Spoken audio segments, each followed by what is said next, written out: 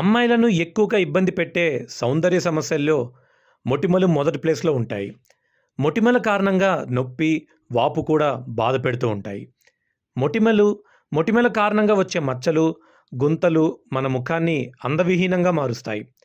కాలుష్యం, శరీరంలో వేడి, అధిక సెబం విడుదల కావడం, హార్మోన్ల అసమతుల్యత, పోషకాహార లోపాలు, జన్యుపరమైన సమస్యలు వంటి కారణాల వల్ల మొటిమల సమస్య వేధిస్తూ ఉంటుంది. అంతేకాదు, మనం నిద్రపోయే విధానం కారణంగానూ, నిద్రపోయేప్పుడు మనం చేసే పొరపాట్ల కారణంగా మొటిమల సమస్య ఎదురయ్యే అవకాశం ఉందని నిపుణులు అంటున్నారు.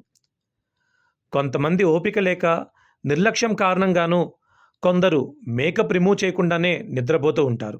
కొందరైతే మేకప్ సరిగ్గా రిమూవ్ చేయకుండా నిద్రపోతూ ఉంటారు. ఫలితంగా చర్మరంధ్రాల్లో మేకప్ అవశేషాలు ఉండిపోతాయి. అవి కూడా మూసుకుపోతాయి. తద్వారా మొటిమలు వస్తాయి.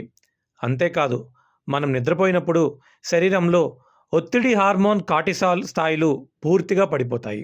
తద్వారా చర్మంలో ఎక్కువ కొలాజెన్ ఉత్పత్తి అయి చర్మాన్ని రిపేర్ చేస్తుంది. ఇది మన సౌందర్యాన్ని పెంచుతుంది. ఇది జరగాలంటే చర్మంపై ఎలాంటి మేకప్ ఉత్పత్తులు లేకుండా క్రీమ్లు వాడకుండా ఉండడం మంచిది. కొందరు ఉదయం తలస్నానం చేయవచ్చని రాత్రిపూట తలకు, జుట్టుకు ఫుల్గా నూనె పెట్టి నిద్రపోతుంటారు. అయితే దీని కారణంగా మొటిమల సమస్య ఎదురయ్యే అవకాశం ఉందని నిపుణులు అంటున్నారు. కుదుళ్లలోని జిడ్డుదనం పరోక్షంగా ముఖ చర్మంపై సీబం ఉత్పత్తిని పెంచుతుంది. ఇలా అవసరానికి మించి ఎక్కువ నూనెలు ఉత్పత్తడం వల్ల ముఖంపై మొటిమలు వస్తాయి.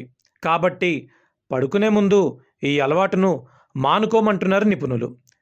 దీనికి ప్రత్యామ్నాయంగా తలస్నానం చేయడానికి 2 గంటల ముందు జుట్టుకు నూనె పట్టించి తలస్నానం చేయండి. కొందరు దిండు కవర్లు రెగ్యులర్గా మార్చరు. దీని కారణంగానూ మొటిమల సమస్య ఎదురవుతుందని నిపుణులు అంటున్నారు. సాధారణంగా మన చర్మం విడుదల చేసే నూనెలు, చెమట, బ్యాక్టీరియాతో పాటు మృత కణాలు దిండుపైకి చేరుతాయి.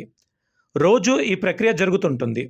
ఇక ఇదే దిండును రోజుల తరబడి ఉపయోగించడం వల్ల అవి చర్మరంధ్రాల్లోకి చేరి వాటిని మూసేస్తాయి.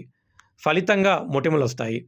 ఇలా జరగకుండా ఉండాలంటే వారానికోసారి తప్పకుండా దిండు కవర్లను మార్చడం, దిండ్లను వాక్యూమ్ క్లీనర్తో శుభ్రం చేయడం, సిల్క్ బెడ్షీట్లు, దిండు కవర్లను ఉపయోగించడం చాలా మంచిది.